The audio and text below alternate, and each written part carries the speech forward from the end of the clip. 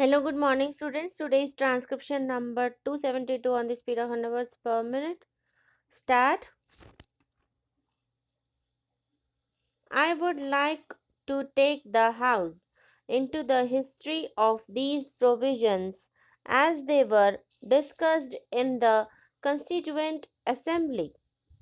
Even at the time when the present Article 369 was being considered by the Constituent Assembly, there was a body of opinion which felt that limiting the parliamentary jurisdiction in respect of commodities like food grains and other agricultural products for a period of 5 years was taking a short view of the question.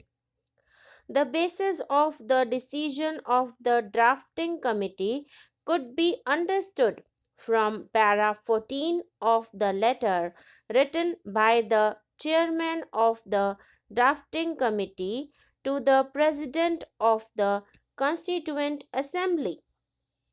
I am making reference to this letter of the chairman in order to point out that the recommendation of the chairman of the drafting committee to the president of the Constituent Assembly was based on a previous enactment,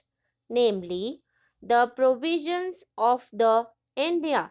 Central Government and Legislature Act of 1946, which gave life in regard to the power exercised by the central legislature over those matters for a further period when the war legislation came to an end.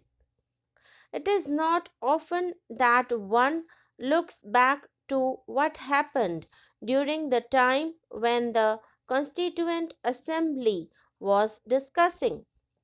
but it did give me a certain pleasure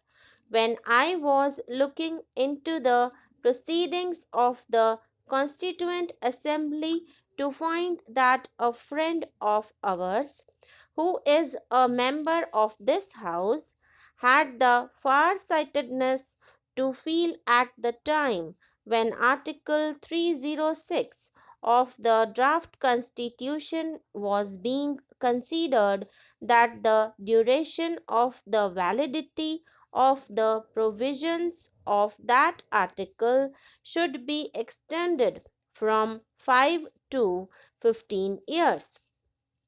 In fact, at that time, the Honorable Member expressed the opinion that in matters like foodstuffs, minerals, etc., the power of the Government of India should be kept intact.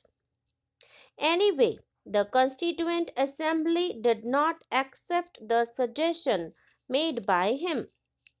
Even prior to this particular article being taken up for consideration by the Constituent Assembly, in the several discussions that took place in regard to the distribution of powers between the center and the states, it was felt that parliamentary control should be provided over essential commodities other than those expressly covered by item 52 list 1 and item 33 of list 3 attached to the Constitution of India.